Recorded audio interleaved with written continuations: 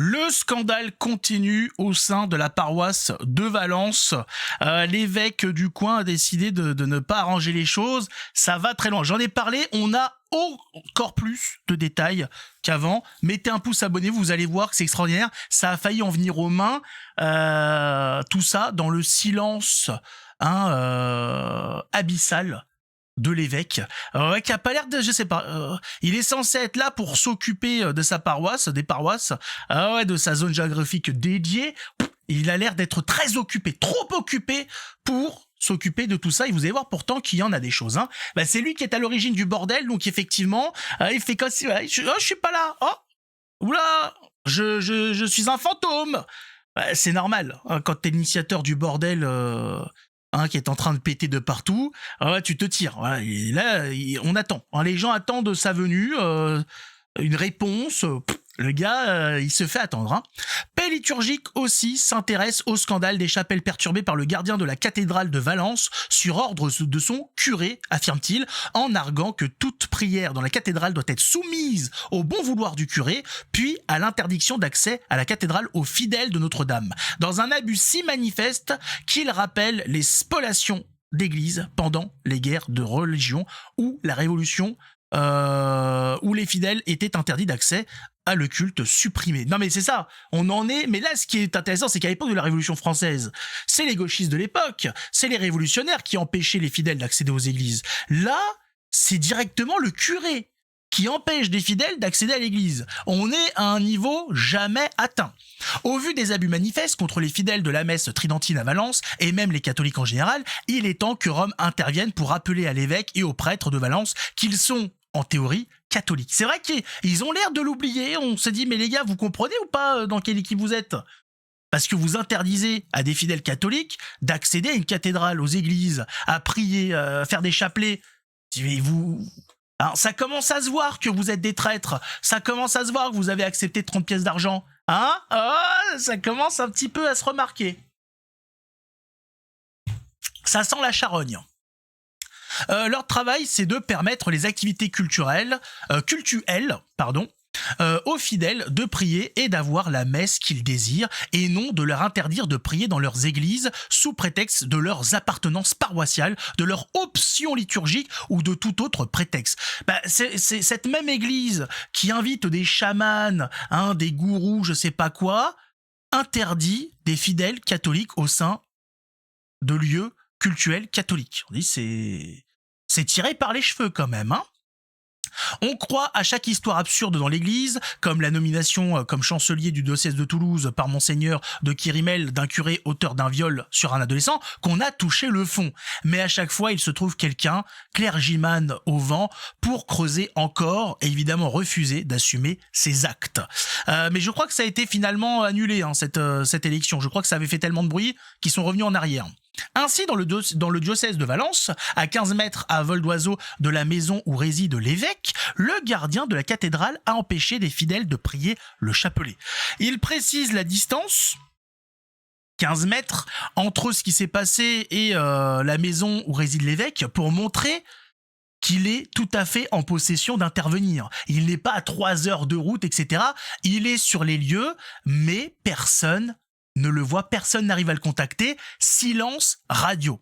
Et pas une fois, mais deux, au motif qu'il n'avait pas l'autorisation expresse du curé pour prier dans la cathédrale. Le 22 août dernier, vers 15h, des fidèles prient le chapelet dans la chapelle du Saint-Sacrement, située sur un côté de la nef de la cathédrale, quand le gardien, laïque, visiblement excité, fait irruption au beau milieu de la méditation du premier mystère pour leur intimer l'ordre de cesser leur prière. Oula, attention, ils font un chapelet dans une cathédrale. Où va le monde ? Au secours, les autorités ! Où sont les autorités ? Il faut les crucifier ! On n'est pas loin, on n'est pas loin. On a déjà vu cette scène quelque part. Donc voilà, au motif qu'elle fait du bruit. Ils osent faire un chapelet qui fait du bruit dans une cathédrale. Ce sont des malades mentaux, qu'est-ce qui se passe ? Ils peuvent pas faire vouer un culte à Baal en silence ? Qu'est-ce que c'est que cette histoire de faire des chapelets là dans des cathédrales ? On est où là ? C'est quoi ça ? Hein, c'est Jésus et compagnie, c'est ça. Qu'est-ce que ça fout là? Ça n'a rien à faire dans une cathédrale, voyons. Vous croyez où, les gars? Non, mais imaginez, un chapelet dans une cathédrale, c'est quoi la suite? On va faire des messes aussi pendant qu'on y est, c'est ça? Hein? Non, mais c'est incroyable, on communie. Oh non, mais allons-y, allons jusqu'au bout. Hein, on va communier, bien évidemment, on est fous. Mais de quelle croyance font partie ces gens-là? Ils sortent d'où, ces gens-là? Ils ont l'impression de découvrir comment ça fonctionne. Selon un fidèle présent, il gronde fort sur une femme, puis quand un jeune homme se lève pour lui demander de se calmer et de cesser de troubler la prière, il l'invite à sortir sur le parvis pour en découdre. Waouh! Quelle ambiance! Quel homme! Donc on a un type qui fait irruption, qui est censé être le gardien de la cathédrale, qui fait irruption pendant la prière, pendant un chapelet, et qui veut casser la gueule à des catholiques.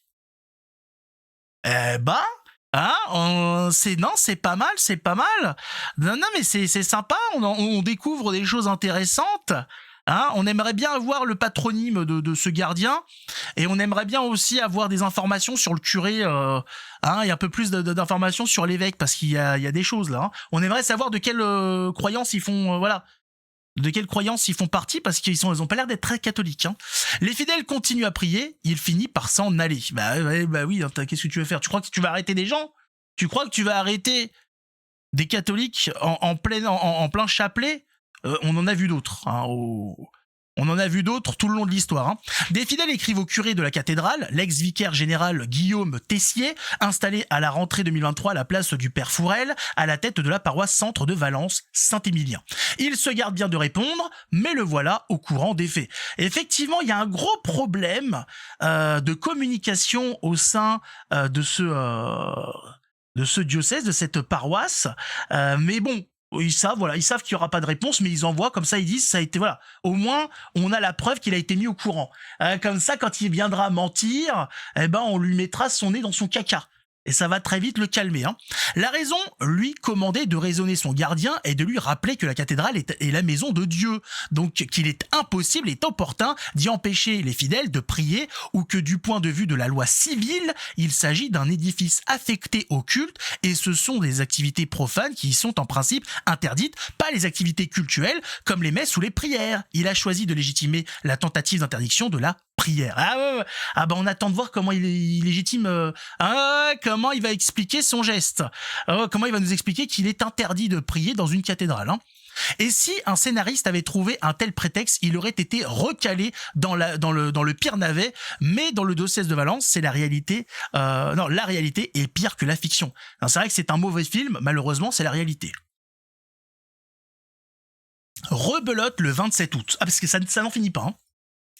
Des fidèles se retrouvent pour prier le chapelet dans la chapelle du Saint-Sacrement de la cathédrale. De toute façon, il est demandé, vous savez, ça a été dit par je ne sais combien de saints. Faut faire un maximum de chapelets. Le chapelet est une arme très efficace contre le démon. Mais il y a des gens que ça énerve. Et alors, ce ne sont pas à première vue des ennemis, ce sont des gens au sein de la paroisse que ça énerve. On dit c'est quand même bizarre. Les chapelets leur font du mal. L'impression que ça titille quelque chose à l'intérieur d'eux. De là à imaginer qu'ils sont habités par des démons, qu'ils sont possédés ou quoi, il n'y a qu'un pas. Hein. Alors cette fois-ci, ça se passe à 14h30. Le gardien, de nouveau très véhément, fait irruption dans le premier mystère, comme la première fois, parle fort, tente de troubler la prière pour signifier aux fidèles qu'ils n'ont pas le droit de prier dans la cathédrale, faute d'autorisation expresse du prêtre, le père Tessier. De qui lui vient cette idée? Que pour aller dans une église et prier, il faut demander une autorisation. Qui lui a soufflé cette connerie dans l'oreille? On invente tous les prétextes possibles et imaginables, mais d'une médiocrité unique, pour empêcher ces gens de prier, de faire un chapelet. On n'évoque pas les noms, on n'évoque pas les personnes, etc. Les gens pourraient... tu leur expliques l'histoire, ils se disent attends mais vous faites attaquer par des démons, c'est pas possible. Hein, c'est des satanistes qui s'en prennent à vous. Et tu leur expliques après, tu leur dis non en fait le type qui vient emmerder à chaque fois qu'on fait un chapelet, c'est le gardien de la cathédrale qui vient au nom du père, du prêtre de la paroisse. Donc, attends. Donc au début, tu m'aurais expliqué, voilà, il y a un type qui vient, qui vous empêche de faire votre chapelet, qui veut vous casser la gueule. Et donc là, tu me donnes les détails, tu m'annonces que c'est le gardien de la cathédrale qui vient au nom du prêtre de la paroisse, qui vient empêcher des fidèles catholiques de mener à bien leur chapelet. Et qui les menace de les frapper. Je dis, attends, il y a un problème. Il a compris dans quelle équipe il jouait ou pas. Je crois qu'il y a des traîtres dans l'équipe. Je crois qu'il y a des gens qui ont pacté, qui ont pactisé avec l'équipe adverse. Et ils le font de façon un peu trop visible. Ce dernier n'est pas venu justifier le record de cléricalisme que le gardien tente péniblement de justifier par le fait que les fidèles en prière forment un groupe et que les groupes doivent demander l'autorisation expresse de prier dans la cathédrale, ce qui ne trouble pas les fidèles qui finissent tant bien que mal et malgré des hurlements pendant le troisième mystère à achever leur chapelet. Cette fois, les interruptions sont filmées. Ah, la première fois, ils se sont fait prendre par surprise. La deuxième fois, ils ont dit on va avoir des preuves, mon copain. On va avoir des preuves de ton excitation. Le père Tessier et son gardien laïque gagneraient à relire, outre la loi de 1905, l'évangile de Saint Matthieu. Oui, celui qui inspire les prières universelles à la cathédrale dans le genre « Je suis étranger, tu m'as accueilli », une vertu qui n'est d'ailleurs pas vraiment mise en application par le père Tessier. Il y a aussi au chapitre 18 « Quand 2 ou 3 sont réunis en mon nom, je suis là au milieu d'eux ». C'est-à-dire que quand il vient s'en prendre à ces catholiques qui prient le chapelet, il s'en prend aussi à Jésus. Il demande à Jésus de dégager, puisqu'effectivement, comme il nous est dit dans les évangiles, quand 2 ou 3 sont réunis en mon nom, je suis là au milieu d'eux. Donc il y avait Jésus au milieu de ces catholiques qui priaient. Et cet homme est venu au nom d'un prêtre leur demander de dégager. Donc il a demandé à ses fidèles et à Jésus de dégager de la cathédrale. Vous vous rendez compte ou pas? Il est venu perturber une assemblée qui était composée de Jésus. Est-ce que vous comprenez ce qui est en train de se passer avec des prêtres qui s'engagent dans ce genre d'action? C'est grave, c'est très grave. Quand on comprend ce qui se passe au niveau, comment dire, au niveau de ce qu'on voit et au niveau de l'invisible, du visible et de l'invisible, on prend toute l'ampleur de ce qui se passe. Faut pas s'arrêter à juste ce qu'on voit. Il faut comprendre ce qui est impliqué dans cette affaire, dans le monde du visible et dans le monde de l'invisible. C'est incroyable qu'on ait ce genre d'acte de la part de nos ennemis. C'est normal. C'est tout à fait normal. C'est leur boulot. Ils sont là pour ça. Mais qu'on ait des gens au sein des paroisses, des prêtres, des évêques, qui se mettent à s'aborder, à détruire, à emmerder des catholiques qui prient, il y a quelque chose. Nous sommes face à des traîtres. Nous sommes face au troisième mystère de Fatima, qui implique la hiérarchie de l'Église, qui implique les religieux dans l'ensemble. Nous sommes dedans. Je vous invite à vous y intéresser si vous n'êtes pas encore affilié ou si vous n'êtes pas encore un petit peu renseigné là-dessus. Nous sommes dans la troisième partie du secret de Fatima. En plein dedans. Jésus aussi a besoin d'une autorisation écrite du père Tessier pour être au milieu des fidèles en prière dans la cathédrale de Valence, pose-t-il la question. Peut-être que Jésus doit venir demander une autorisation. Est-ce qu'il y a une application comme pour le Covid quand il fallait sortir de chez soi? Je sais pas. Aussi, le diocèse de Valence accusait les fidèles tridentins de ne pas être en communion, mais refuser tout dialogue avec eux. Qu'est-ce qu'ils en savent qu'ils sont en communion ou pas? C'est quoi cette affaire? Il y en a qui jugent les cœurs et les reins. Il y en a qui sondent. Ils sont au courant des intentions, etc. C'est pas mal, hein. Le père Tessier n'aime peut-être pas ce passage de l'évangile puisqu'il compte aussi ses paroles. Celui qui est un scandale, une occasion de chute pour un seul de ces petits qui croient en moi, il est préférable pour lui qu'on lui accroche au cou une de ces meules qui tournent les ânes et qu'il soit englouti en pleine mer. Malheureusement, celui par qui le scandale... Non, c'est malheur par celui... qui le scandale arrive. Enfin voilà, bon, on a compris. Hein. Ou encore, gardez-vous de mépriser un seul de ces péchés. C'est pour ça que je dis que là, ce qui se passe, c'est très grave. C'est très très grave parce que c'est hautement condamné dans les évangiles. Jésus est clair là-dessus. C'est pour ça que je me dis, attendez, mais des prêtres qui sont censés un petit peu être au courant, de ce qu'il y a dans la Bible. Censé un petit peu être au courant des paroles de Jésus. Ça donne à ce genre d'attaque, j'ai dit c'est grave. Soit ils ont apostasié, soit ils sont dans le camp d'en face. Et ils ont apostasié quand même. Question scandale et mépris, le père Tessier fait en effet très fort. Ex-vicaire général, il est assis sur toutes les poubelles du diocèse, toutes les fois où le diocèse a refusé la justice et la vérité aux victimes et est resté assis, fumant, sur la poudrière des foyers de charité et d'autres affaires, dans Valence et ailleurs. Quant au mépris, on tient un champion. Il a habité 2 ans dans la cure de l'église Notre-Dame, voisin des fidèles tridentins, les salles en bain, le jardin ombragé, les annexes sont communes. Mais il s'est bien gardé de leur adresser la parole. Et quand il a été confronté à cette réalité, il a affirmé sans ciller, c'était un choix, j'ai pris la précaution de ne pas vous rencontrer comme s'il se gardait de pestiférer. Sa seule interaction avec les fidèles de la messe tridentine qui occupent leurs églises depuis le début de l'été, c'est de leur adresser la parole pour leur dire de dégager. C'est littéralement ça. Une fois renvoyé à sa chère paroisse, il a quitté son appartement pour aller habiter ailleurs. Fidèle, pourtant bien respectueux, qui se charge de maintenir une présence spirituelle à Notre-Dame, organise une paella le dimanche, ouvrant l'église pour les messes de la paroisse. Je sais plus ce que ça veut dire. De la paroisse centre qui continue d'y avoir lieu. Il prie le chapelet tous les soirs et organise des activités. Mais visiblement, l'abbé Tessier, pour l'abbé Tessier, pas de problème pour prêcher l'accueil des migrants à la prière universelle. Hors de question de parler avec d'autres catholiques. Mais c'est toujours, voilà, on est ouvert à tout le monde, musulmans, juifs et tout. Par contre, pour les catholiques, il y a pas, voilà, il y a une réticence. Je sais pas, il s'est passé quelque chose, il y a un problème. Pas de problème non plus pour vouloir la paix dans le monde, la fin de la guerre, but louable entre tous, mais hors de question d'assurer la paix liturgique chez lui dans sa propre paroisse. C'est ça. On veut la paix dans le monde, les bisous, l'amour, mais on fout un bordel pas possible au sein de sa propre paroisse. C'est un petit peu compliqué. Vouloir la paix dans le monde quand on n'est pas foutu et quand surtout on est à l'initiative de guerre intestine. Un petit effort, s'il vous plaît. On fait un effort. Fort Chabrol à l'évêché de Valence, le bon sens et le peuple de Dieu pris en otage. Du reste, c'est contagieux. La maison diocésaine de Valence n'est plus en accès libre depuis mai dernier, bien que cet édifice ait été construit et est entretenu avec l'argent des fidèles du diocèse. Il faut s'identifier auprès de la secrétaire, et le jour de l'entrevue avec l'évêque, ils ont désactivé le portail automatique et imposé aux fidèles qui sont venus de décliner leur identité derrière la secrétaire, le père Éric Lorinet, vicaire général, cocher les noms un à un, et si quelqu'un qui n'était pas sur la liste n'était pas venu, il n'aurait pas pu rentrer.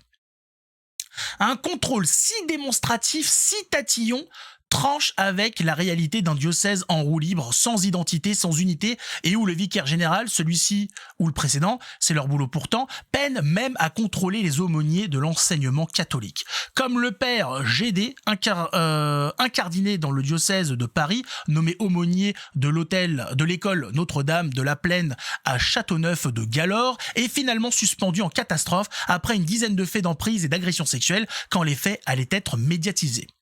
C'est autre chose que de gouverner une commande de portail automatique, ce qui semble la limite haute des compétences du père Lorinet, mort de peur que les visiteurs de la maison diocésaine enjambent le portail automatique sans qu'il leur ait donné l'ordre de le faire. Il peut toujours demander piocher dans le denier du culte diocèse pour construire un checkpoint, acheter des mitrailleuses et dérouler du barbelé. Peut-être même ça passera inaperçu puisque le diocèse de Valence, en toute illégalité, ne publie pas ses comptes, ce qui est obligatoire pour toute association qui perçoit plus de 153 000 € de dons ou de subventions. Le dépôt des comptes est gratuit et c'est le rapport du commissaire aux comptes qu'il faut publier et non un vague feuillet à l'entête du diocèse avec les chiffres les moins mauvais et des camemberts. Oula, il y a même des problèmes d'argent. Ça a l'air de puer jusqu'au bout cette affaire. Ça sent très très mauvais. Quant à son évêque tout juste promu d'un diocèse de 76 000 habitants à celui de Valence, où la seule agglomération siège de son évêché contient 3 Lozères, il semble déjà ailleurs, rêvant aux multiples sièges qu'ils vont se libérer à partir de 2027. Il a été absent tout l'été, jouant les divas mitrées en voyage à Rome, Lourdes et autres endroits, tandis que l'accueil du diocèse mentait effrontément aux fidèles en disant ne pas connaître son planning. C'est incroyable, à chaque ligne, c'est de pire en pire. Seulement, il va avoir du mal à tenter de continuer de gouverner le diocèse de Valence depuis la Lozère, des avions ou en car avec des pèlerins. Bref, à Valence, côté diocèse, on a affaire à des courageux qui pratiquent l'autisme, l'absence d'écoute, l'inertie, le mensonge et le cléricalisme et accusent les fidèles qu'ils refusent d'entendre et de voir de ne pas être en communion. Tout comme en bien d'autres endroits, d'autres ont menti des dizaines d'années aux victimes d'abus et aux fidèles en les accusant de ne pas savoir pardonner et d'être dans le ressentiment. Le résultat est le même. Ils sont source de scandales, ils sont la crise de l'Église et ils brisent durablement la confiance entre les fidèles et leur diocèse, divisant et perturbant le troupeau. Malheur à ceux par qui le scandale arrive. Ils sont prévenus, ils ont été prévenus. Nous connaissons la troisième partie du secret de Fatima. Tout ça a été annoncé. Vous savez ce qu'il en est. Vous savez les combats qu'il y a menés contre nos ennemis visibles, contre nos ennemis au sein même de nos églises, au sein même de nos paroisses. L'ennemi aujourd'hui est partout, de tous côtés. La guerre est déclarée, vous voyez bien. Il faut se battre aujourd'hui pour juste pouvoir aller prier, faire un chapelet dans une cathédrale, dans une église. On en est là. Et on se bat pas contre des républicains. On se bat pas contre des révolutionnaires. On se bat contre des prêtres, contre des évêques. Qui sont ces gens? Pour qui travaillent-ils? On se demande. On se demande, mais il y a quand même un début de réponse. Quand on lit tout ça, quand on voit tout ça, il y a un début de réponse. Vont-ils pouvoir faire les absents encore longtemps? Malheureusement, il va bien falloir qu'ils se montrent, ces gens-là. Il va falloir qu'ils assument leur position jusqu'au bout. Et ça va chier dans le bocal. Hein. C'est le cas de le dire. Hein. Mettez un pouce, abonnez-vous. On se retrouve dans une prochaine vidéo. Que Dieu nous garde. Et priez pour nos amis de Valence, pour tous les catholiques persécutés par nos ennemis ou nos pseudo-amis. On en a besoin. On a besoin de force. Pour se battre, parce que là vous voyez bien le scandale est en train de se passer dans un silence incroyable. On va voir le Vatican, parce que là c'est en train de faire beaucoup de bruit. On a hâte de voir la réponse du Vatican face à ça. On a hâte de voir si l'évêque va se faire taper sur les doigts, le prêtre et compagnie, parce que là c'est leur âme qui est en jeu. Là, c'est littéralement, on est littéralement devant un scandale, dans le sens biblique. Qu'ils reviennent très vite sur le droit chemin. Ciao tout le monde.